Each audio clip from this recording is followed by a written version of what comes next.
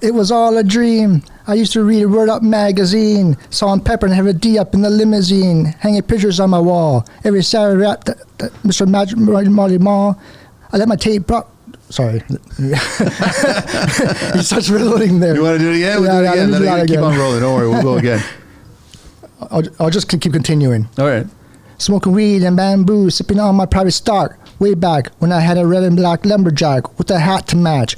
Remember rapping Duke? Da ha, never thought that hip-hop would take it this far. Now I'm in the limelight cause I rhyme tight. Time to get paid, blow up like the world trade. Born sinner, the opposite of a winner. Remember when I used to eat sardines for dinner?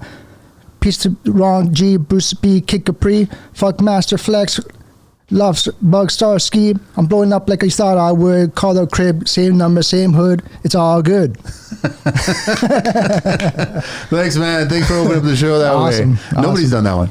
No, I know that for a fact. That's actually surprising. No, nobody's done that. After so many shows, I figured I kind of got to go back into the library and find out how many other different tracks, right? Oh yeah, that's a classic from my childhood. No. How young are you, man? I'm 39. I'll be 40 in May. Okay, cool, man. Well, thanks for reaching out. I appreciate you reaching out. For sure. You're a union guy, right? Yes, I am. Proud union guy. Yeah. Local 27. Yeah. Busy? We're always busy. Yeah. We're always busy, and we're always looking to hire new. What about the rumors that are going on that guys are at home? So that, unfortunately, that is a fact. I know a lot of people are at home, and a lot of good carpenters are at home. Yeah. So that does need to change. I'm not sure how we fix this situation, but long term, I see bright things. We have a lot of work coming up, and there's contracts in play right now, because I thought a lot of high rise was literally shutting down, man. High-rise sector, at least for my company and my union, I know we're busy. We have a lot of buildings coming up. Wow. I know at least 5 to 10 buildings, easy. What are we talking about, in the core or outside of the core? Both. Everything, right? Yeah, everywhere. Inside the core, my company, Cansian, we have at least 3 or 4 inside the core of Toronto right now. And we just finished at least 2 outside the core, and we have another 2 or 3 outside the core as well coming up. It's refreshing to hear that, man. Because I mean, a lot of stops, right? But a lot of uncertainty in construction, right? There is a lot of uncertainty, but you know what? If you're a good worker, there's work. It's as simple as that. That's really as simple as that. No. So I'm glad that you reached out. We're going to talk obviously about the union, about carpentry, your trade, how long you've been in the business. We'll go everywhere. We'll go a bunch of different places and we'll just shoot the shit, right? So I want to do one quick shout out. I had Complete Home Services. He sent me a message just to remind me, because I made a comment about shutoffs regarding new builds, low rise. Yeah. And you're not allowed to put on the furnace, turn it on, and get it going, because all of a sudden I started saying it has a lot to do with the HVAC guys, or even the warranty of the machine. You're going to damage it if you start circulating heat to keep the dwelling warm enough to continue doing the work. And he was just reminding me that a lot of it actually has to do with Enbridge themselves. Right. They refuse to turn it on.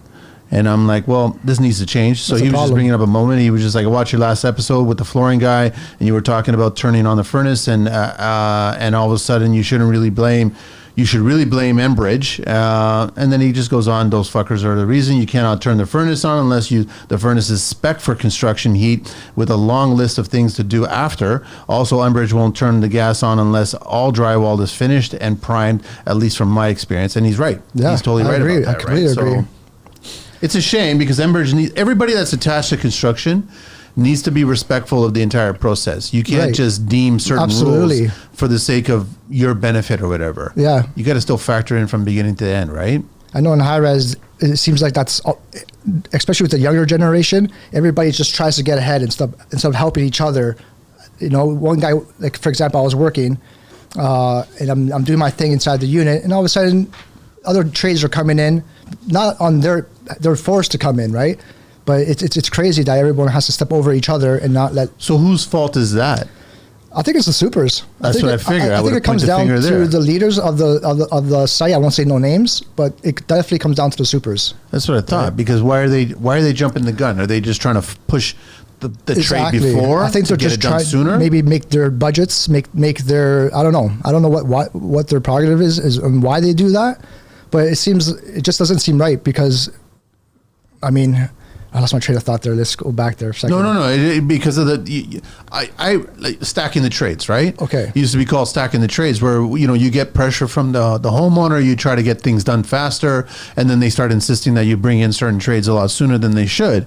But the problem is now you're going to slow down the process of the previous trade because they have everything already in place to do the work. Right. But now you're bringing in more bodies, which is going to complicate and then extend their time doing the work. Right. I know when I first started in construction, all these supers, they were mostly older guys, the older generation. Who's it now? Now it seems like it's all young guys, and that's not the problem, but the old guys stuck to what worked. Formal education, young guys. Yeah, I think so. I'm not really sure what. Because I can only say that the older guys were not formally educated, and that's the thing. They did it by the work. They know what works. Yes, because they've been doing it for so long. Yes. Maybe. And it ran well. It worked. So now it's not. Now running. I think the young guys, the new generation, I think what they're doing is trying to invent a new system. They're trying to change things, right? And it doesn't work. Sometimes it just doesn't work. Listen, I'm all for changing things, but the problem is that you can't eliminate what's currently working. You need to they want to do it their way, and they want to change things to their way, and sometimes it's just doesn't. But if it doesn't work, if it hasn't been proven, then why are you going to do it? I know at the site I'm at right now, that's exactly the problem. I won't say the names, but that's exactly the problem. He's just trying to make things his way, and it doesn't work. So is there everybody's got a boss. Of course. Everybody has a boss. So is not the boss of that super telling them that I don't know. This ain't working. You would think, but or maybe they're on the same path. I think so. It seems to be a pattern with this specific company. Okay. So I'm just curious because I'd love for you to tell us about your journey, like when you first got started in. For sure. And you basically went, obviously you had to go up the ranks, right? You had to get to the point where my story is a little bit different from the average apprentice growing up to a journeyman. My story was definitely different. I started 2013, I believe I started construction. Okay. Not unionized. That was a company called Finesse. I want to give them a big shout out because I learned a lot there. What were they focusing on? They're commercial. Commercial. Yeah, they're all commercial. I learned a lot there, so I definitely have to give my shout out. Commercial is a great way to get in, to learn a lot. Because you do a bunch of things differently and you really learn efficiency. Yeah, every young person I tell now, even like we spoke about earlier, it's hard to get into like the young guys getting in and secure jobs, right? So I always tell them, you can still be in the union, right? Pay your dues. And if you're slow and you don't want to stay at home, go find a non-union job because you'll learn a lot this way. That's what I did, right? So I did that for a while. Eventually, I wanted to grow myself. So I joined the union. I joined residential. Track building. Residential housing. Yeah, so track, subdivision. Exactly, subdivisions. Okay. As what? As a carpenter? As a carpenter, as a trim finish carpenter. So what age are you? So you said you got started at 13? That was about 2013, 2014, around that time. Oh, 2000. Okay, I thought you were 13 years old. No, 2013. I mean, I started construction at his age, at my son's age. Yeah. Just doing family stuff, on the neighbor stuff. But when did you actually start? Hey, I got a paycheck because I swung a hammer. Oh man, I was young, in the 20s for sure. Okay, for sure in my 20s. Right. So I learned a lot of finesse. Then I grew to residential. I moved to residential. I worked with my buddies doing trim carpentry. Did that for about 4 or 5 years. Was it a bunch of you guys that all came up the same rank? No, that was just me at the time. Just me. And then you made connections when you got started. Exactly. Okay. Exactly. So I did that for about 4 or 5 years. Learned a lot myself about trim carpentry. Eventually, I knew, not that we were being slow, but I wanted a change. I felt like I needed a change, and I felt that was very important to me in my life. How many years did you do that for? Residential, I did about for 5 years, 5 or 6 years. That's a lot of houses, man. Now, you got to remember, I joined the union, and in the union, there's a structure to how you grow. First year apprentice, second year apprentice, etc. Right? To become a journeyman. Okay. I did that for 5-6 years being a first year apprentice. Right? I always knew, I never understood the full system and how it worked, but I started learning as I started working. Did anybody guide you? This is the thing. The guys, not that it's their fault. The guys I worked with, they didn't explain things. It wasn't because they didn't know. It's not really their fault. They didn't know. They are piece workers, right? Yeah. So it doesn't apply to them, I guess, in a way. This is still Residential. Residential, non-union though. No, this is union This is now. union now. At this point, I've joined the union, and I'm in the union 4 or 5 years working with these But guys. your union rep, are they not reaching out to you and talking to you and kind of guiding you? That's part of the problem. I think they don't do that. They do, but they never explained to me. Always knew about the schooling system because we have a very structured schooling system. Yeah, there's a lot of training. I encourage everybody Yes. to go do that wants to become a carpenter. You'll learn a lot, and it's the best way to become a carpenter. That was never explained to me when I joined the union, or as the years I worked during residential. It was never explained to me. So fast forward, after I'd done residential, I got into high rise. That changed my life. Different. So you went from one company to another company? Completely different company. This was during COVID. Right? And what was the first thing that you saw differently going from residential low rise to high rise? Structure. The structure of the actual workflow. The structure of the actual being a union carpenter. Right? So what do you mean by that? So this is when I fully learned about what a first year a carpenter means to be. Okay. What a second year, what that means to be, and so on, and how to become a journeyman, and what that means and the responsibilities that you need to have to become a journeyman. So right away in high rise, they started showing you how this is all. Not that they showed me, I see it with my own eyes. It was a completely what was I wasting my time on all these years, right? So during that time, so you got to remember, as I became a high rise carpenter, I already had all the hours to become a journeyman. There's 2 ways to become a journeyman. You do the schooling system, which is the right way, or you do it the blood, sweat, and tears way, the way I did it, right? Yeah. And you get your hours, and then you... You accumulate your hours, and then that's it. You become whatever hours your first year, third year, journeyman, whatever, right? So I became a journeyman, sorry. So during the high rise, I worked during high rise maybe a year. And then when I fully realized the system and how it works, I reached out to my boss, and then we talked about it. I'm like, this is the situation. During this time, also, I need to add that I had other job offers, right, from other unions, right? Okay. For other trades? Same trade, but just different union. So I had to think really hard of what I wanted to do at this point, right? They were offering me at the time a lot more money than I was making currently at the time. Let me ask you, when they approached you to come to a different union, what was the first sales soundbite? Was it the more money? Money, 100% money. So that was it. It was just the more money part of it. More money. That was the 100%. Sales pitch. And if I would have how much more money are we talking about here? At the time, I was only making around $32 an hour. And they were offering... They pitched me $42 an hour.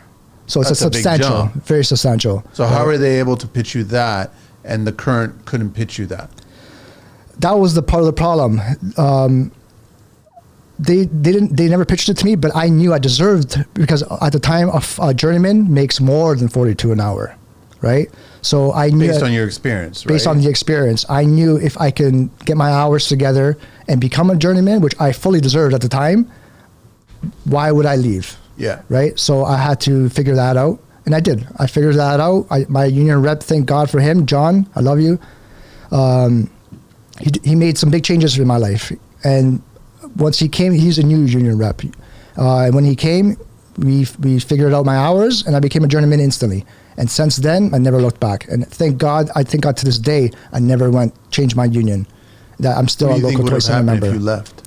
I know, pension would have changed. I would have started my pension from scratch. So you would have lost your pension from that? Not that I lost it, but I wouldn't have got my full pension that you would get as a local 27 carpenter, a full pension. Got it, right? yeah. You would start fresh, basically, right? And then how many years you've been with 27 since that moment there? So I joined 2013, and I'm still a local 27 member. There, okay. So you're over a decade there. Oh, yeah, more than a decade, yeah. And I mean, obviously, you got the last decade where construction's been going up always. There's always been plenty of work, but now it's starting to shift a tiny bit, like we said earlier. There's definitely a shift, especially in residential, right? This is another reason why, thank God, I'm not saying thank God I left residential, but like at the time, you focused on high rise. At the time, think I focused on what I had to focus on. Residential is slow from all sectors. It's slow, and I know guys that have been in a local 27 residential for many, many years and have a lot of respect, let's say, and they're slow. And if they're slow, that's a problem, right? Because if they're going to get the first jobs. Attention contractors and construction professionals. Do you feel like your expenses are way too high? Imagine cutting your spending by 28%. At Schooley Mitchell, they dig deep to help you save on essential expenses that could be impacting your bottom line. Their risk-free analysis allows you to concentrate on your trade while they find those savings for you. Don't let extra expenses keep you from achieving the success you deserve. Reach out today to schedule your risk-free analysis and unlock your savings. Find them at www.schooleymitchell.com/AEGIUGGIO/about. Or reach out to them at erica.giugio@schooleymitchell.com. This message is proudly supported by the Construction Life. How do we fix this problem? Like I've said it on the show so many times. It's a lot of development red tape, market share, gain some kind of market share. We need to increase our market share. Which is I know the number is 70%. I learned this in Las Vegas, which we should get into. Yeah. Other unions are taking a lot of our jobs, right? Not to say that. So wait, hang on a sec. So what are you saying about 70% market share? So the unions are taking 70%. Yeah. I mean, if we want to, everybody wants more money, right? Of course. So in order for us to get more money, we have to get more jobs. There's a lot of You increase your value, your worth. Of course, there's a lot of non-union jobs taking all the jobs, or not taking all the jobs, but taking jobs that should be part of. Because remember, those guys are not getting paid what they should. Their benefits are not what they should, and they're working their asses off, right? Yeah. So they should definitely be if you're working construction, you should be a local member. So unions losing market share to non-union, but non-union are getting the work because they're offering a cheaper price. Exactly. It's not necessarily a better quality, but it's a cheaper price. And then today's economy, price is killing. Exactly. And because of the economy, it's lowering our market share. So we need to increase it to 70%. That's the magic number. So how do we turn that around? What has the union been saying on how do we do that? We're actually just speaking on that now and how to fix that and what we should be doing, spreading our word, spreading the information. That's one way. What are the thoughts on the union regarding getting more people into construction? Well, there's definitely a push. We've always encouraged it. Currently, we just opened up it's a big building, a huge building with half of it is residential and half of it is high res. It's basically to get kids coming out of high school to learn the trades, to get into a trade. It's kind of like a preschool. But the thing is, you get paid for it, and the hours go towards your apprenticeship. And not only that, you get decked out full of tools, DeWalt tools. Is it government subsidized? I'm not sure where the money comes from, but I think it just comes out of the pockets of the Local 27 board, right? It's. And then you were saying that DeWalt supplies all the tools? Well, that's what the tools they buy. To be honest, that's just everyone gets a. No, I was just curious if DeWalt. I'm not sure why. I don't think DeWalt actually does that. But I think everybody gets a DeWalt pack out everything, right? It's like an incentive. Yeah, of course, it makes sense. Right? This is new. This has only been around maybe a year. Aaron is a trainer there. We definitely reach out to him if you want to learn more information about that. He's a great trainer. I'd just be curious on like the selection of kids that are coming out there, because I think a lot of the kids that are getting into construction these days, they're not getting in for the right reasons, and they're definitely not staying in construction the same way. You know what? If you want to be a successful carpenter, you need to be a hard worker. You need to love what you do, and you need to have pride in what you do. And that's the number one. I see a lot of young. It's not there anymore?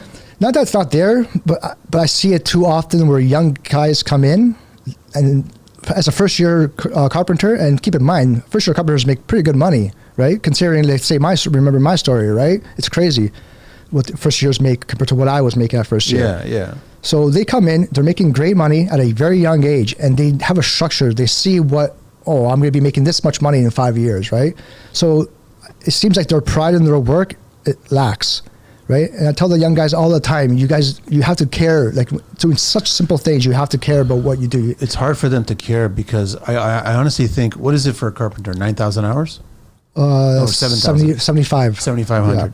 Yeah. When you tell a kid 7,500 hours, they start doing the math and they start realizing how many years that is. Right. And they're not all that receptive to it. Right. They probably would, if they had a choice, can you guys cut that in half? Can you cut it down to a fifth? But there's a reason why you have the 75 hours. There's 7,500. Very good reason for that, right? The training is very important, right? The real life training you get is very important. But the only other way is going to the schooling. So we have first year, intermediate, and advanced. Yeah. Right. So you do all three, and you have to have a certain amount of hours. I forgot the exact amount. I think it's 1,300 hours you have to have before you move on. So you do first year your basic training and 1,300 hours, then you do your intermediate and so on, and that you become a journeyman faster that way. Are you seeing people leaving the construction industry, not necessarily the union, but just leaving the construction? You know what? Once you're in, I think it opens up their eyes. No, they're not leaving. The only reason they would leave is because of lack of work. Right? That's they got to pay bills, right? They're forced to leave. Yeah. So, and that's the problem. That is a big problem, I feel. Right? We need to have more work for these guys that are coming in or that are at home. Because I know a lot of carpenters are at home, and a lot of older guys are at home. The guys that should be working, guys that have the experience, right? They're at home, and it's an unfortunate thing. We need to get these guys back in the workplace. So you tell me. I mean, I'm just curious, but as a carpenter trade in the union, do you start off with scaffolding, or were you starting off with? Okay, so no, carpentry, there's so many branches. I learned this recently when I went to Vegas. So the UBC, the International Training Center of Carpentry, is in Vegas. Okay, I didn't know that. Yeah, or it's a huge facility. I think it's 1.7 million square feet. So when I was there, you realize that, you know what, you can start in carpentry, any kind of carpentry, framing, trim, scaffolding, but you can branch out to so many other things. For example, like underwater welding, that's part of the carpentry mass timber. We do the training for that. Oh, okay. You get certified at the International Training Center in Vegas, right? Now, you, as a Local 27 member, they select you to go at third year. There's a third year training program. It's completely paid for. You're paid while being there. Food, all that stuff. And you get spending money. So $200 spending money. How long is the training? It's about 3 or 4 days. Okay. So you go there as a third year. You get your training. You go again as a journeyman for more training. And after you get that journeyman training, there is another training that you do. It's called 212, which is part of the first journeyman training. It's just a second part of it. And then you're going back to Vegas every time. This is going back to Vegas every time. A lot of people don't know this, right? So once you're there, you realize that there is so much more to carpentry than you think. Like mass timber, underwater welding, power driving, all that stuff. That's all UBC. That's all not necessarily Local 27, but it's our union. Where did you end up? Like, what is it that you do right now? So I'm a high-rise carpenter, finished trim carpenter. Oh, you're doing finished trim? Yeah. Okay. Yeah. And I'm very proud. I'm very happy to be there. I've personally done framing, forming, different low-rise carpentry, commercial carpentry, and I am now high-rise, which I love. I think for me personally, it's where. Are you part of a crew? Yeah. I don't have my own crew. I work with a crew. Okay. And then how many guys are in the crew that take care of? I work for a pretty big company in high-rise, a pretty well-known company, Canson, shout out. Yeah. My crew itself, we have maybe about 5 to 8 guys. Okay. Right. We're at the end of our job site, so guys are starting to go to the other job sites. So how quick is it? Like, I'm trying to figure out, when you get in, you finally given the unit to work on, how much time are you given to actually finish the unit? Well, it doesn't work that way. It's like steps. So it's like once the painters come in prime, the carpenters come in, we start doing doors. Once doors are installed, we can do baseboard, for example, right?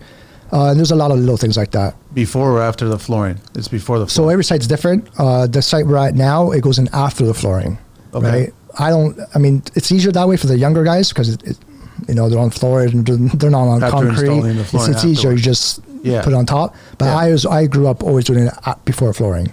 Really, huh? Yeah. But it's more work though for the flooring guy. If you do it right, it's not. If you put it, let's say, for example, too low, it becomes a problem, right? The floor can't fit underneath. Yeah. So if you do it the right way, it's fine. And then, so how much time are you given? I guess is it per floor, per unit, or how does it work? every site and every super is different. Is different. Yeah. Okay. All right. There, it seems like now, to go back to what we were talking about earlier, the time, like I'm doing doors, and then there's another trade in there, moving around, moving my stuff, and it's like, what are you doing? Let me finish my doors. And you're doing doors. Right? What are they in there? They're doing tiling. Electricians come in. Tiles, exactly. Tile guys would come in. Why would the electricians come in? They're coming in for what? They're putting plates on already? No, it's primed. There's just messing around with outlets and stuff like that. Not necessarily always electricians, but just any trade, anybody, right? It doesn't matter. Last week, as an example, I'm doing doors, and you have the furniture guys, not furniture, the fridge and stove guys, appliance guys coming in. Them already? They're just bringing them in, right? At the same time, but the place hasn't been painted yet. At the same time, kitchen guys are bringing their stuff in. It's like, what are you doing? You shouldn't be coming in yet, right? It's just a mess. And so that goes back to, I think, the super and scheduling. 100%, that's what it goes back to. But that, like, don't everybody realize that it just delays the overall completion of the unit? That's what we're trying to tell. That's exactly the point. But that's what it does, right? That's exactly the point. So there's no sense in you coming in and just doing one part of what you need to take care of, whether you're the carpenter, the tile, the appliances, or the kitchen, whatever it is. If you just do one part of it, it takes longer to do that instead of you coming in that one day to do all of it. Right. Not 100%. That's more efficient, right? That's common sense to me. I don't know why they do it the way they do. It's just, okay, so is it completely different? Are the job sites different than what you remember when you guys started 10 years ago? Yeah, 100% different. What's the difference? It's 100% different. I think overall attitude, it's more of a joke. So it's the workers? The workers itself. What do you mean it's a joke? Not that it's a joke. I take that back. It's not as serious. People don't take the job as serious. Exactly. People don't take it as serious because now I find a lot of people are just making the money and going home. Making the money and going home. They're punching the clock. They're, for example, like someone like me, when I started in construction, I used to walk around with a notepad, right? So anything I didn't know, I would write down. At the time, I wasn't maybe articulate enough. So if I didn't understand something by writing it down, I would draw pictures. And like label things, and that helped me in so many ways. You don't see none of that now. Nobody's doing any homework. No, unfortunately, no one does homework after work, before work, or whatever the case may be. Right? It's just check in, check out, check in, check out, collect the paycheck, and that drives me crazy. Is it because they don't want to stay there for good? No, I don't think so. I think they're very happy at what they're doing. It's something along that, like if they got that job offer that you got 10 years ago. I don't think they realize the money they're making now and how lucky they are to be making that money compared to what's out there. Compared to what for sure. What could have been, right? Especially a lot of these young guys are young making this money. In my eyes, it's a blessing for them. Why did they automatically just assume that they could be making more money someplace else? They haven't even looked into someplace else. Mentality. I think it's just the young generation mentality. Their circle of friends are just telling them. Probably there's friends, the people they work with. It's all young guys now, right? At the job sites. It's. See, my fear is that in 20 years, it's not going to be all old guys. Well, no. They won't be there. I forgot the numbers. What was the numbers? I think the majority of carpenters retiring is crazy compared to who's coming in. Yeah, they're replenishing. Right? It's a problem. We need to. I mean, when the guys are retiring now, we're paying their pensions. But when I retire, who's going to pay my pension? See, that's the domino, right? That's where I don't know if the unions or the government or anybody else has actually been crunching this number, because that's the real issue, right. Is that you've got a system in place that works the way it has, but the problem is that all the old guys that were developing this system, they're the ones that are exiting right now, and now younger guys are coming in. There's that middle group, right? But this younger group, I don't think they're going to be there in their 30s and 40s. I think they're going to be gone. I think they're going to be in some other industry, some other business, it's very possible. Or hoping that they make money elsewhere and then they don't have to work. So you're going to lose more people at that point. I can see that. Unless the proper training comes out. We have our negotiations coming up very soon. I think it has to be done by May. I am part of the high-rise committee voice. I'm one of the voices. Okay. So we haven't had any meetings yet. Our first meeting will be on next Monday. So we'll see what the changes come up. It's going to be very interesting to see what people want, what is expected, and if it'll be like the last negotiations, because the last negotiations was the most we got ever. because of the economy. But the economy hasn't gotten better. Is different. It hasn't gotten better in my eyes. Does that mean that they're going to lose more stuff? So they were telling us we're not going to get what we got last time. No trade will. Doesn't work like that. But the economy hasn't gotten better. So I don't think it's going to get better until 27. Yeah, I don't see it getting better anytime soon. Yeah, at least for the next couple of years. People are afraid to buy. People are afraid to spend money. Right. So if they're not spending money, then you're not building units. You're not expanding. I guess you could have the argument that all these units are being built for immigrants coming in here. But you know what? I've noticed a trend. I noticed that a lot of the new buildings that we're building have to be half renters and half people buying, because I think the government is forcing people or wanting people more to rent and be in condos than rather in houses. I think it's just they make more money that way. So they're doing that on purpose. So are they making the units so expensive that you can't buy it, so then you'll just be left renting it?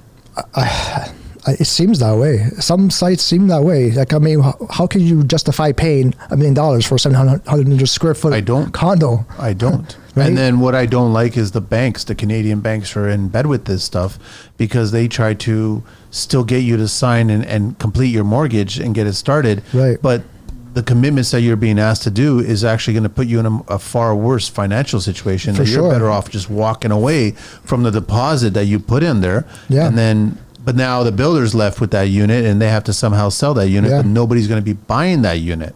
Yep. Especially at the interest rate that's going to be offered. It doesn't matter how low it is right now. We don't know what it's going to be like 5 years from now. Right now is such an unpredictable time. It's hard to say what's going to happen. I think in the next 5 years, everything's going to be different when it comes to the financial system, everything. Things are changing. And I think if you don't see that, you can't see that. I'm not sure, but it seems like things are changing. Three-way the world. These little puppies. I'm speaking from experience. I've actually installed these and I love these. Three-way prefabricated inside drywall corner. The first one-piece solution for perfect, crisp corners every time. With three-way, you'll improve your quality, save on labor, and cut down on time. Traditional methods require 3 tapes, lots of sanding, and high skill. But with three-way corners, they install in just a fraction of the time with fewer steps. It is adjustable for any angle, reinforced to cover gaps, and designed to blend seamlessly into the corner. Say goodbye to pesky touch-ups and hello to flawless finishes. Try three-way today and revolutionize your drywall game. Perfect corners every time. To purchase or check out some how-to videos to see the installs in action, visit threeway.ca or connect with them at 306-514-3768 or drop them an email at threewaytheworld@gmail.com. Connect with me, TCL, and stop by the studio and get a free pack on us for anyone to try. And trust me, I'm telling you, you'll love it. This message is proudly supported by the Construction Life. I had somebody tell me recently, and I don't know if this is all throughout the States, but when you get a mortgage in the U.S., at that interest rate that you get, it stays that interest rate for the entire term of your mortgage. It never changes. That's how it should be. Kind of makes sense, right? Because everybody's panicking. Everybody was panicking during this shift that was going on when everybody was being sold, by really clever salespeople from the banking industry on variables, right? So basically, like this is how low it's going to be. Where economy's fine, everything's fine, but then they saw that jump in variable, right? And now all of a sudden your mortgage payment doubled, right? And then now you can't afford it. Now what? Now you're starting to sell, and now you got record high foreclosures, all kinds of crap. And so it's like, in my eyes, the banking knew this was going to happen. For sure. But they just moved forward to do it, right? Which is a shame because we were protected of the 2009 housing crisis. Right. With Harper and that government, we were protected by that stuff. The U.S. were hit hard, and then they learned their lesson. But now it's happening in Canada. Yep. It's happening hard. So it all affects. I always say that, economy really hurts retail and construction. I can't imagine what retail right now is, especially with the competition on digital online purchasing compared to bricks and mortar retail. Mm-hmm. And then construction is the second one.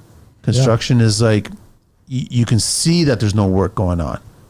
But in the same breath, you got a lot of bodies that are saying more and more people coming into construction. We need more and more people. Yeah. No, we need more and more of the right people into construction, and we need to figure out who's really good in construction and advance those individuals. Yeah, and let them grow the industry. It comes down to mentality. You don't even need to be actually the best worker, in terms of what you do, because you'll learn. It's all about the mentality. It's all about your mentality, punctuation, right? If you come in late every day or miss work a lot, it's a problem, right? Because there's other people that don't, and that would love to be in their shoes, right? So, what's the reason why they're coming in late? They're coming in late because they don't want to come in to begin with. They don't. Not that they don't care. Again, it comes down to how much the job means to them, how much they love what they do, right? For me, I love when I'm at home. I'm going to be doing like something with carpentry. Yeah, you're going to mess around. Like have a little mini shop I built in my basement. I just love to mess around, right? Because I love what I do. So when I miss work, it's what I do. And I think this started from my grandfather. My grandfather back home, rest in peace, he was a carpenter, a master carpenter back home in Italy. One of the first things I can remember building was a toolbox with him. And I think that's where my pride came from. And ever since then, I think he's guided me throughout my process, man. Right? I think what the issue is that these kids that are coming into construction don't realize that you're getting an opportunity to be on a construction site, a professional construction site, with so many other people that have a lot of experience and knowledge. And instead of you coming in here going, I hate this job, I hate this location, I hate this. Right. Like, why don't you, like, I'm here for the next 8 hours or whatever it is. And I'm like, I could pick other people's brain. I could actually see other people do their work and learn lessons from them. I've got 8 hours to learn. Oh my God, that is exactly what I preach, right? But they're not doing that, though. They're not. They're doing everything but that. Not everybody. There are a lot of people who care. But you're wasting 8 hours. You're wasting that day of learning for future. Right. That's exactly it, right? That's exactly why I walked around the notepad. Yeah. Because if I'm going to forget, right? So at least I can always go back and be like, wait a minute. Everything on exactly. There's so much to learn. There is a lot to learn. You're not going to learn everything in one day. That's for sure. Being a carpenter takes years. Of course. The hours are there for a reason. I totally agree with the hours, but doesn't matter how you get them. Find out how you can get these hours. For sure. And that's the thing. So my point about that is you can get on that job site and complain all day that it's cold, it's uncomfortable, it's whatever. You can complain all that, or you can learn shit.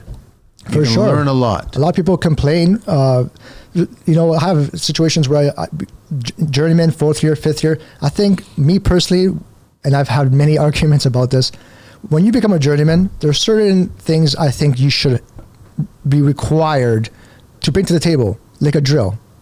Okay? Like a basic drill. Not me, I bring all my own tools, right? Every tool I use on the job site is my personal trade. Because for me mainly is because if my boss says, hey, go do this, I go do it. If he says go do this, boom, I go do it. I'm not looking for tools, I'm not looking for this or that. A lot of people don't take care of tools, and I take care of my tools. So I know that my work is going to show that, right? A lot of older guys now, it seems like they complain about, why should I bring my drill? Why should I bring my own tools? Why should I do this? Because you need them to do the job. I had an example where I was a new journeyman, came into my job site, and he saw that I brought my own saw. He's like, why are you doing that? Like, what? And he remembers, this is the first day, our first conversation. And I'm like, well, what do you mean by that? Like, it's obvious, right? I don't, like, what kind of question is that, right? Yeah. How do I answer that kind of question? And he's like, some people say you're the problem. Because you're bringing in your own because tools. I'm bringing in tools. And what he means by that is that he wants the companies to provide all tools, right? And to me, that's crazy, right? To me, that's crazy. A lot of people don't understand. If you bring your own tools, it looks good on you, right? It's as simple as that. Maybe not like the compressors or certain things. Like I saw it might be even too much, right? But for me, it's not a big deal. I have it at home, so why not bring it? They want the company or the union to provide all the tools? Yes, they want the company to provide all tools, so they don't have to use their tools, right?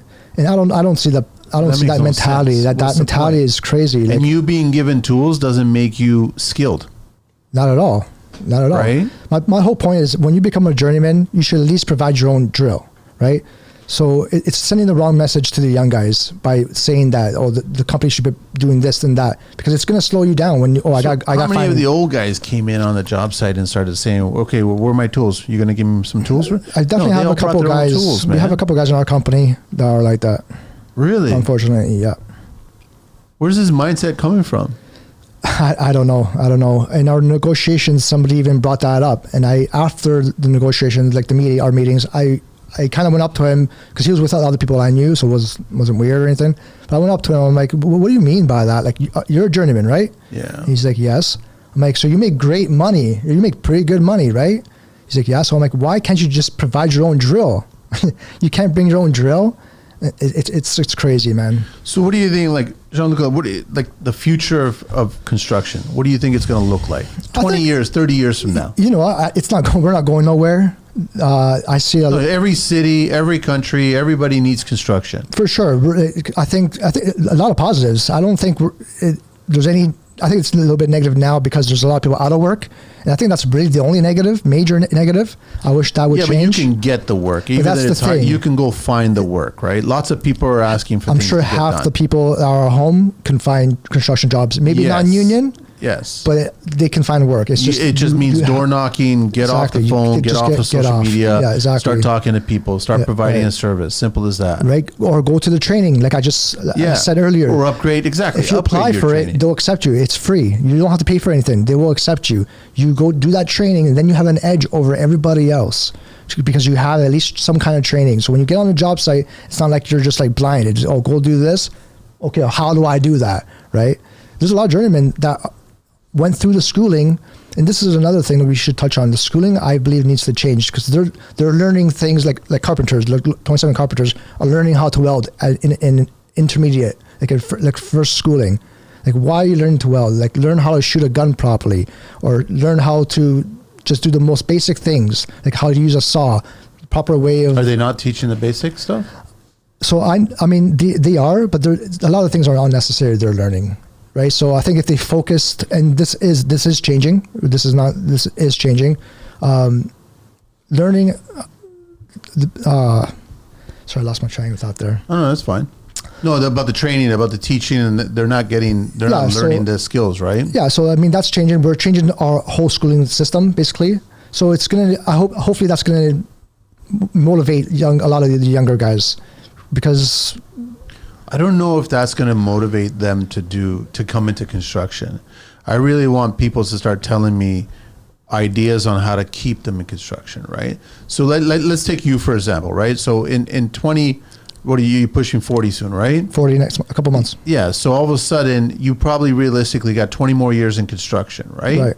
And then you've got your pension, everything's fine. You've worked with the union for 20 years now. Yeah. Now you're leaving construction, but what are you leaving? Like what's it going to look like at that point? So you've got somebody who's just being born right now that's going to get into construction next year, right? So or in 20 years, when they're 20 years old, they're going to get started in construction.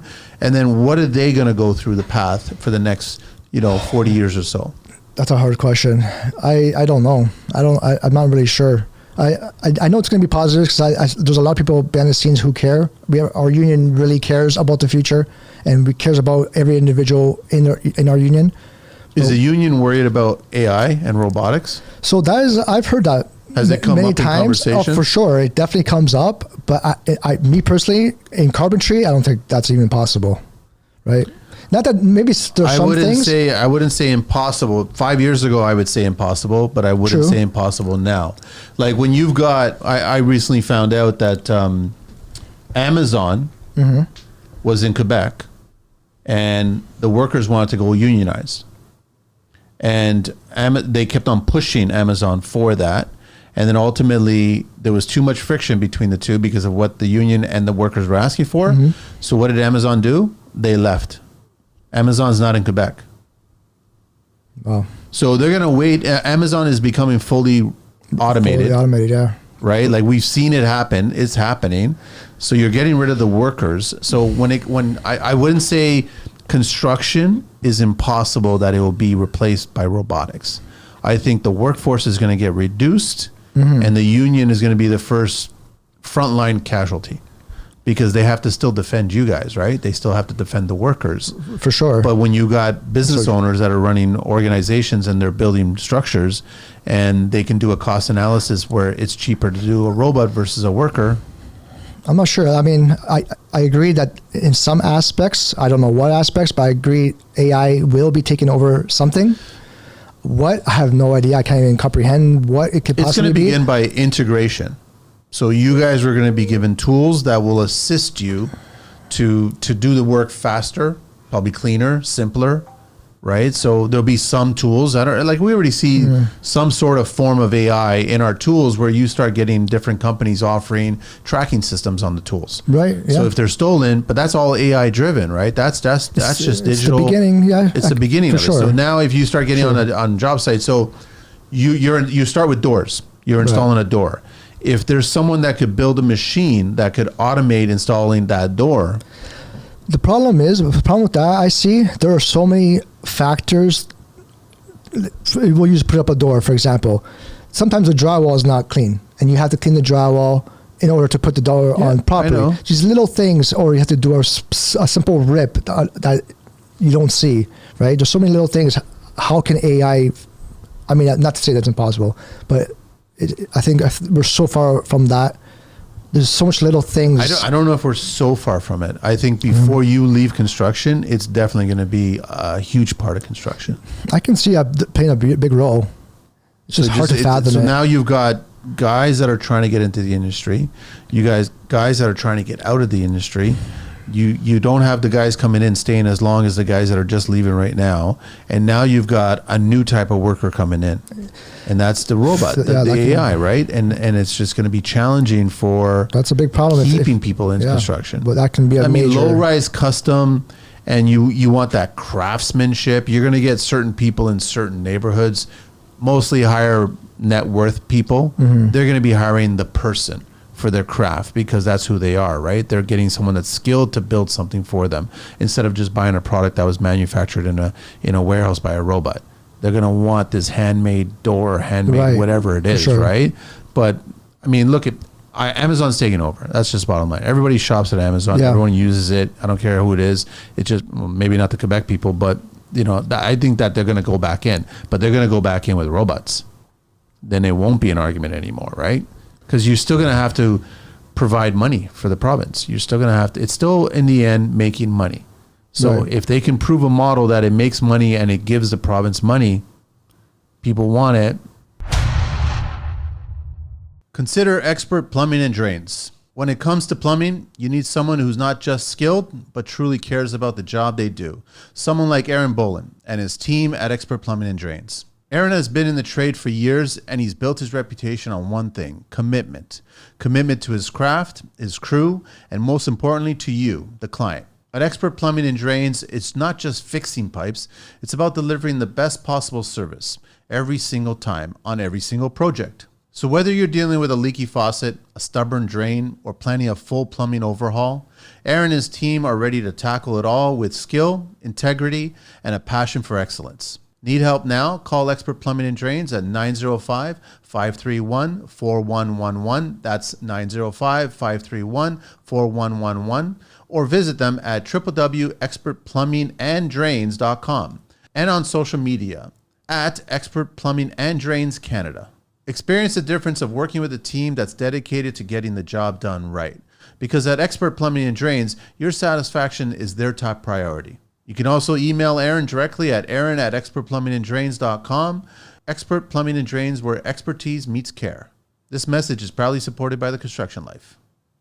They just fought with the union right now. And it's scary. It's scary. That was the decision they made. It's scary to think about, leave, right? It's very scary to think about if that happens, what do we do? Like, what does anybody do? I don't even know what the percentage is, but automotive's already changed to robotics. Yeah. I actually know somebody that lost a job in an automotive Chevrolet or GM because they don't need them, right? They don't need them. So automotive starting, there's a union there. So it's going to be interesting. And I just tell the young people, you don't have to be in construction at the ground level. You don't have to be on the site. You can be developing the machinery that does that. So maybe like you were saying about the drywall, like machine won't know how to do this because the drywall is a little bit off. But what if some kid right now designs a machine that knows how to clean up that drywall before you can install the door, and they come up with that program? It's scary, man. If that becomes a reality, it's... See, if I was a kid today, I'd be like, get on a job site and discuss with every single trade and discuss with the supers and the owners of the construction business and ask them, what's costing time? What is delaying the process of every single step? We know the A, B, C throughout the whole alphabet on what is needed to do a construction job. We know that. But we also know that there's these subsections that delay things, like that drywall, like stacking the trades, like all that shit. Yeah. And if a kid can come in here and come up with a way to get rid of all those hurdles, that's AI and that's robotics replacing the worker. And then it's making things a lot smoother. You're eventually, it's going to be integration, then it's going to be replacement. Is it going to be replaced in our lifetime? I say so. I say a lot of, I've seen already a building be built, high rise, over 40 stories, 19 days it took. Not a single human being on that structure. Well, look at China. They build mega structures in a couple of days. So if they're already doing all robotics. I know everybody right now is like showing this video going around on social media about a robot that almost punched out a person because it went on its own, right? And then the person that was a part of the robot pulled the robot back, right? But the robot looked aggressive enough that it was going to attack the human, right? And so I'm just like, yeah, that's going to be happening. That's going to definitely be happening, right? Yeah. But until they figure out all the bugs, right? It's part of it, yeah. But to say that you're never going to see robots in construction, you're going to see robots. I've joked about it on the show several times, right? And I've always made fun of like the robots should have national colors. Well, I wonder, you know? I'll ask you a question. What trade do you see it happening first? I can see it happening first to like for example, cleaners, the cleanings people. You already have that with everybody's home, and they got their vacuums, I think right? it's like the easiest, probably the easiest. It's already there, right? So which trade? I think they're going to attack every single just trade at the same time, basically. Yeah, you know? Because the thing is, they're going to figure out ways of how to work collectively. So it's not like you're getting one robot that's going to come in and hang the drywall, and that robot has to work with you as a finished carpenter. No. It's going to be a robot that's going to come in and do the drywall. A robot's going to come in and do the finished carpentry. It's going to be all of that. Right. And if they were smart, they would just be watching the job sites, watching them. They're already doing that too. That's been presented where there's cameras on sites now, and they're documenting the efficiency and the movements. They do that at the job site I'm at right now. They have these. I think they're engineers, but these younger like girls that are apprentices or whatever they are. They come in with these hard hats that have cameras attached to their head, 360 cameras that are attached to their head, and they go into units and do their thing to monitor the progress and whatever. I'm sure they're just documenting the work. I'm not sure. Yeah, I'm sure they plug in their camera to a computer. It has analysis and a bunch of stuff, right? And that's what's going on right now. And that's the beginning of an integration. They're figuring out. Why did that one worker have to climb that ladder 5 times? They could have did that task in one climb. You know, how do we change this so then that worker doesn't have, that's each unit times 300 units in one unit, one building. All of a sudden you're spending 4 more trips on a ladder. Get rid of that time. That's what they're figuring out. Time is money, right? So if in the end, it does. And once that building is ready and you start bringing people in, then you're converting mortgages, then you start doing another project. Man. So, I mean, obviously you guys are probably talking about that at the union because you have to be talking about it. As far as the union, that's never been brought up. I've never heard. Wow. The union, I think we should start. I think maybe that's at least something to talk about, at least some kind of talking points. Maybe I'll even bring it up, but I haven't heard. It's just more of the guys on the sites that talk about it. I mean, I know I asked you the question about 30 years in the future. It's a hard question to answer because you really don't know. Like, if you go back in 30 years from now, so the turn of the century, right, where you were at the end of the late 90s and you were looking at construction, at face value, construction still looks the same way from the 90s, right? It does. Right. But there's a lot of technology that's been put into construction. So you've got a lot of new machinery that's benefiting construction. So you got a lot of modular stuff. You got a lot of everything's battery powered. Yeah, exactly. So everything is being moving quicker. That's the difference between, I think, construction today. So then you got to wonder, okay, so what's it going to be like 30 years from now? What's going to be the biggest hurdle? Right. And I think it's going to be the time thing again. I think you're going to see a huge increase in efficiency on building stuff. You're going to be seeing a hole in the ground. What's it now on average for a high rise? How long does it take on average? So 2 years. About 2 years. From the time you break the site ground? I'm on now, mind you, is a smaller site, but we're done in less than a year. right? In Mississauga, I believe the building's called M5. Okay. I think it's on 80 story. Down on Burnthorpe there? Yeah, exactly. There's multiple buildings there. The first one is an 80 story, 90 story building, and it's expected to be done in 2 years. That's so a crazy, timeline. What if you cut it in half? What if you cut it in 6 months? You make it 6 months then. That's crazy. That's crazy. Yeah, I can't imagine. As long as you don't sacrifice the quality, because there's no, and this is what I think Ontario is really good at, specifically Toronto and the surrounding areas, is they'll build faster, cheaper, and then it'll start to fall apart sooner. Right. Then you got deficiencies, all kinds of stuff, and then you're upsetting end users, homeowners, right? And then they'll eventually just sell and walk away from it at that point, right? But if things start to fall apart, we've seen some bad work on these projects all over every construction. Bad work that's designed by efficiency and speed, right? For sure. I see so many shortcuts, so many things in a building where it's like, I feel bad for the homeowners, right? Like, for example, there's a concrete wall, you can't change it. Like, we can't change it, but a door sliding door butts up to it, but the concrete is like 2 inches off. So what am I supposed to do to fix that? You can't. It shows, right? What do you mean, 2 inch out of plumb? Out of plumb, yeah. Right? So when you butt up a door to it, it's like 2 inches to nothing, right? And they expect us to fix it, but there's nothing we can do to fix that. So how do you fix that situation? They're leaving it. They're literally leaving it, right? So every time you close the door, there's a gap? On the one whole side of the building is concrete, right? And it's exposed concrete. That's just the finish of it. And they're leaving it like that. And people are buying it. $700,000 to live in this place. It's crazy. The shortcuts by the builders are crazy. And I know that wouldn't fly 10 years ago. But it is now. Right? And that's just one example. You want to chat about crypto? Yeah, we can definitely get into crypto a little bit. Let's talk about crypto. I'm by no means am I a professional. By no means what am I speaking is financial advice. I am not a financial advisor. Everybody I talk to about crypto always starts the conversation by saying that. Because you have to. I know. Because you have to. Okay. Right? I've been in crypto about 7 years. The reason why I got into crypto is during 7 years ago, I knew something had to change. I'm like, what is going to change? What is the next big thing, right? Digital. Everything's going digital, right?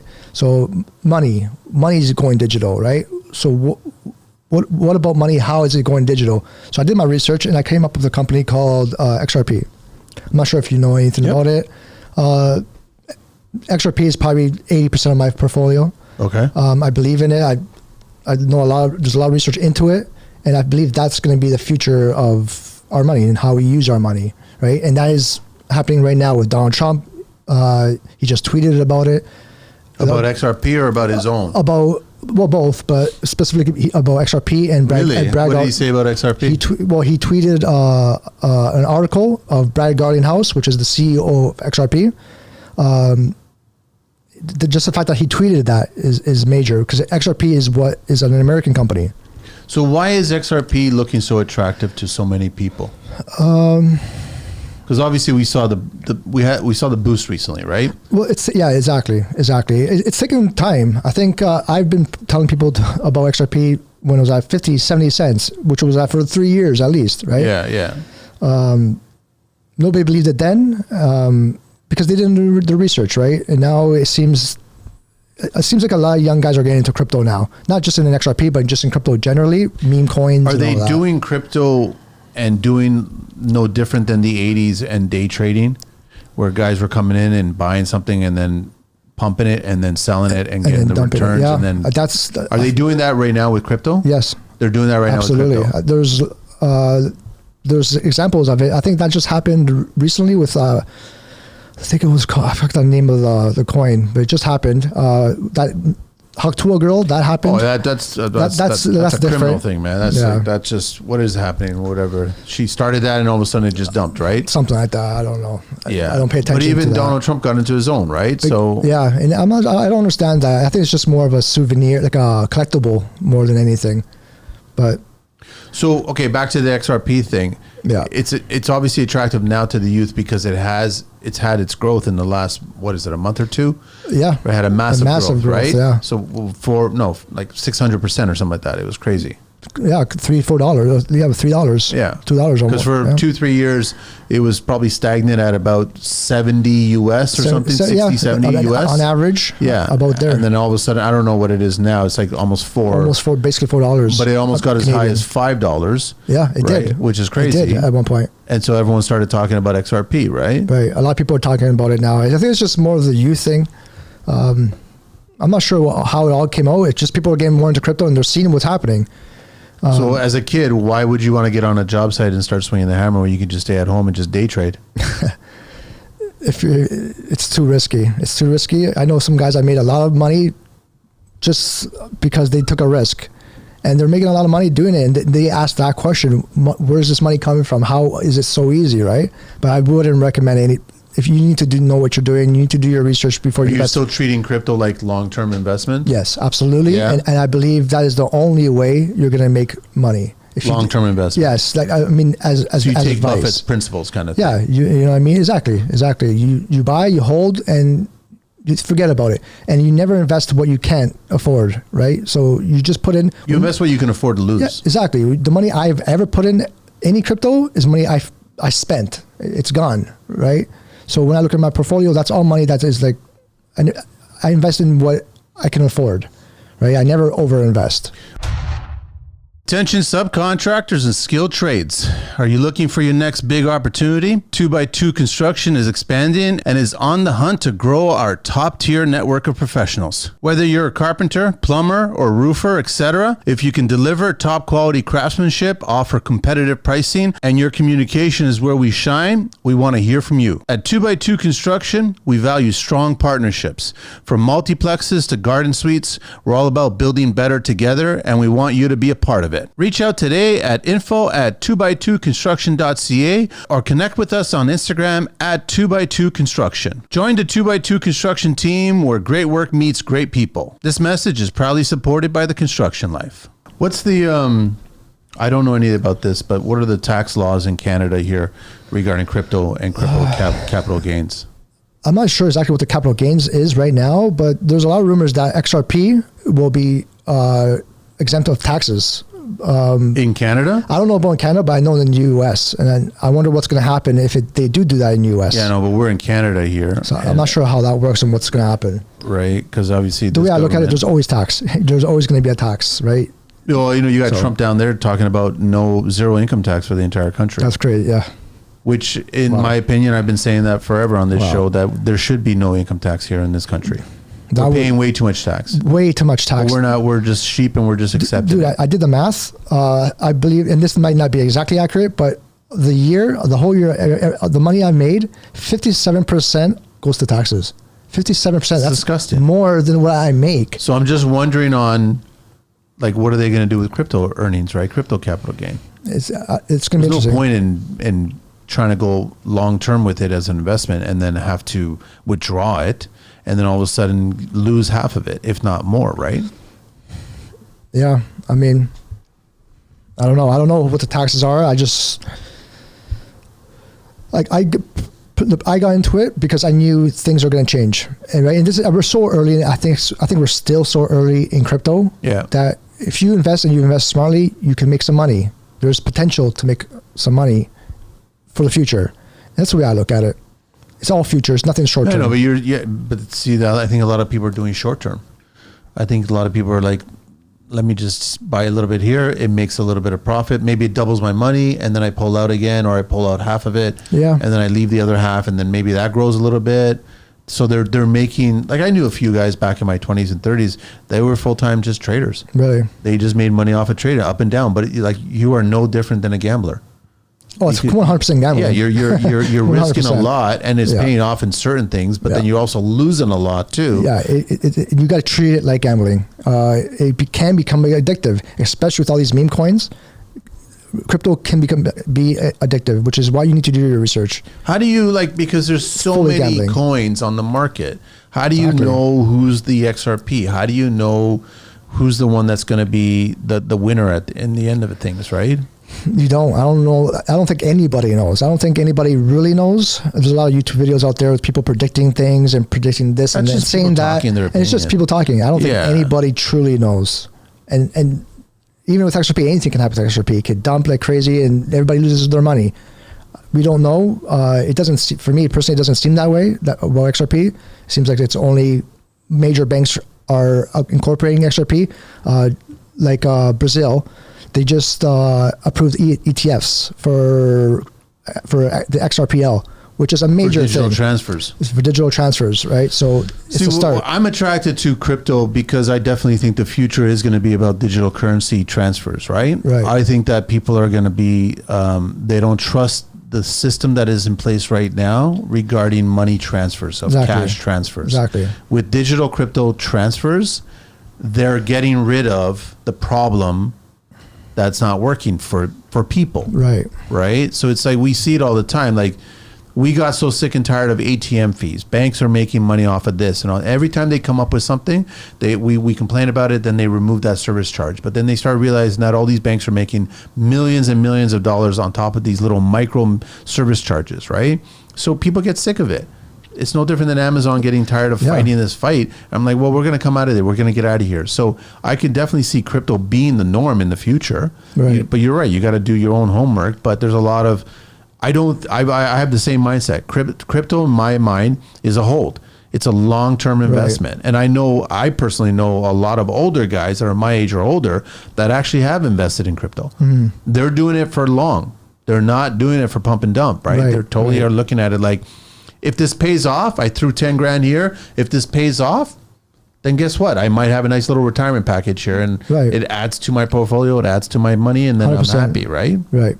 But you got to treat it as gambling, and I think that's very important. I think that's very important. But stock market is too. Yes, exactly. Because we're not part of the inner circle that's controlling the stock market. Yeah, it's the thing with crypto is so easily manipulated right now that I think that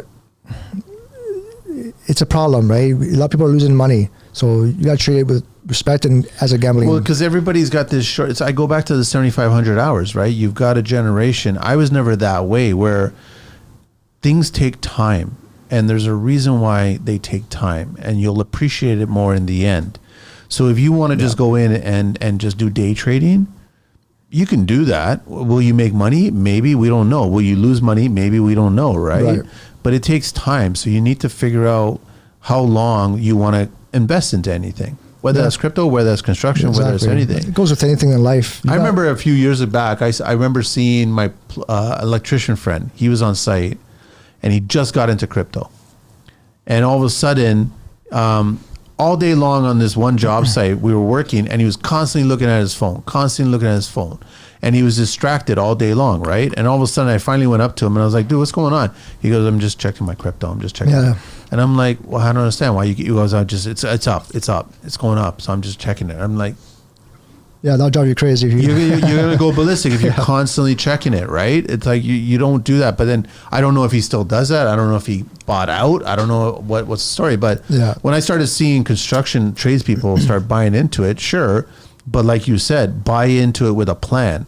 Right. Don't buy into it thinking that you're going to be that next billionaire. You need to have a buyout plan as well. You need to have a short-term buyout plan and a long-term buyout plan. Oh, if it goes up this much, I'm going to take out this. If it goes up that much, I'm going to take out this much, right? It's very important to have a buyout plan. You always have to take out gains, because if you don't, if you're a short-term, you got to take out your gains, or else you're going to lose all your money.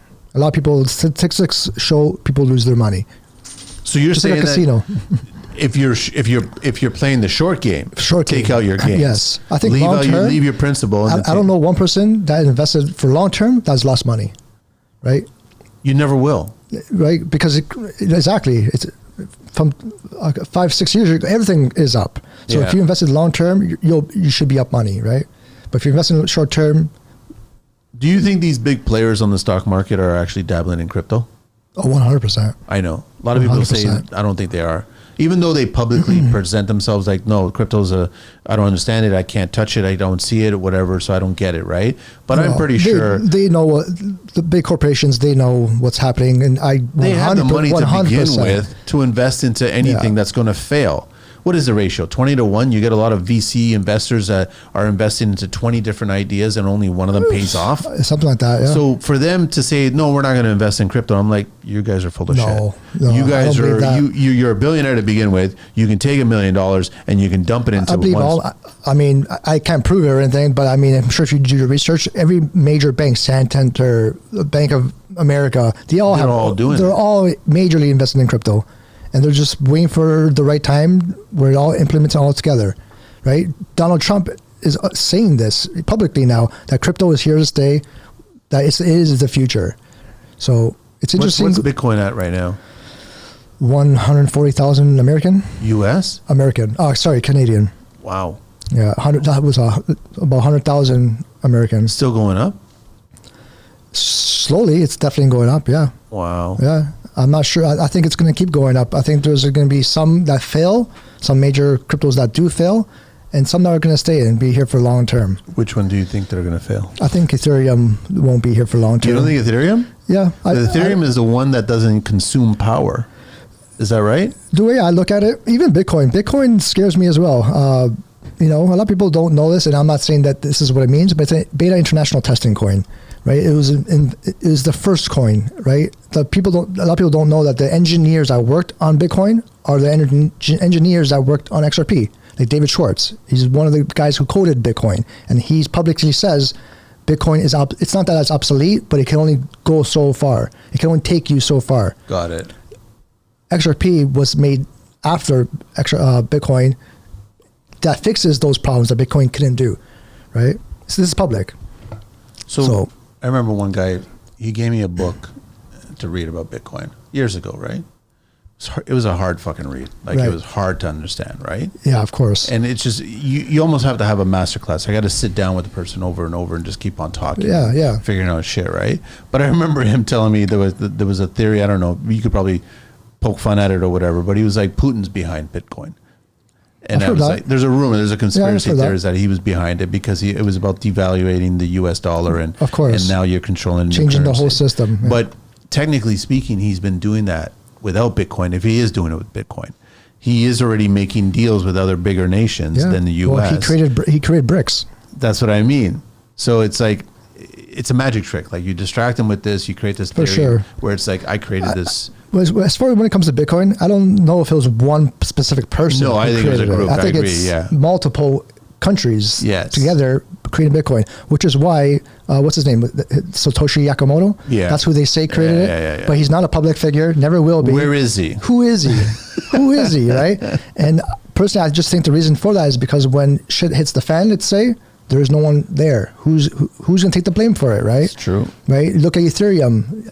What's his name? Vitalik Buterin? I don't... Yeah. Very smart guy. He's a very smart guy. But if you look at him, like, he went to a conference wearing a unicorn t-shirt.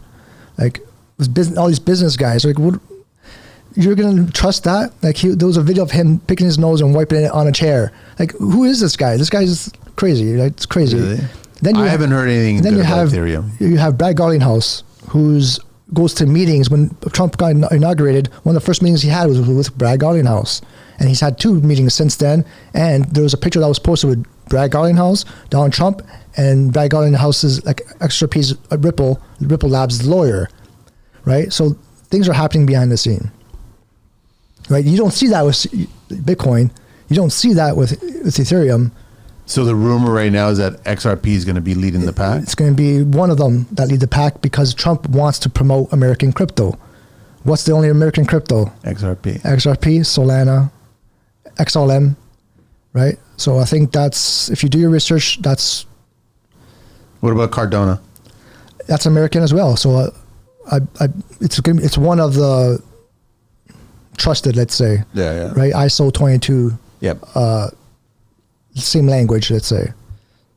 So it's I agree, interesting. 100%. It's no different than investing for the future. You can play the short game, but I definitely think it's a long-term game. Right. That's what it is. So it's 100% long-term game. You get in when you can. It was funny when we had that surge there. A lot of people were just reaching out to me. I was like, "Why you? It's your money. I don't care. Like, if you want to do it, then go ahead and do it, right?" But just do your own research. That's all you got to do. Your own research. Gianluca, what else you want anything else before I get to the 12 questions? We talked about everything pretty much. Yeah, I think so. How many members are there in Local 27? I believe, well, I'm not sure total, but I know in the high rise there's about 600. 600? Yeah. Just in Toronto area? In the Toronto GTA area. GTA area, yeah. Maybe that's grown since then. That was a couple of years ago since I heard that. Maybe it's gone less, but it should be around 600. You can reach out to you at GG_UBC. Gianluca. How do you pronounce last name? Mastrangelo. Mastrangelo. What part of Italy are you family from? We're from the south, from Puglia. Bari is the town. The city of Bari. Major city. Yeah, major coastal city. 2 I's or 2 R's? Is it 2 1 I's? R. 1 R. Bari. What's the other town that's Badia? BARR? I'm not sure. There's a movie I made about it. That's why I know it. It's a good film, but a small town. It never really changed. It's an ancient town. It's an old town. I'm telling you the truth, man. I'm telling you right now. Is let me just quickly, this is what I do because I know I'm stuck. BARR. I can't wait to take my son back home there. He's never been. Badia. What is it called? I gotta find it. I'll let you know. For sure. I know that I've seen it. It's good. I'm trying to remember the name of it. Okay, ready for this? Hit me. A person you would trade places with for a day. That's a tough question, but Jesus, why not? Depends on the day. That's true. That's true. Guilty pleasure. Going to Vegas. You like Vegas? So I've been twice for work and twice just for fun. Shout out to my boy Francois. I'll be coming there soon. He's a high roller in Vegas that I met. It's a funny story how we met. Definitely will share if you guys want. Yeah.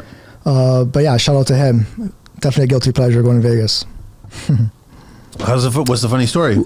Well, so when I go, all I have to do is pay for the flights majority. He takes care of the hotels and stuff. Okay.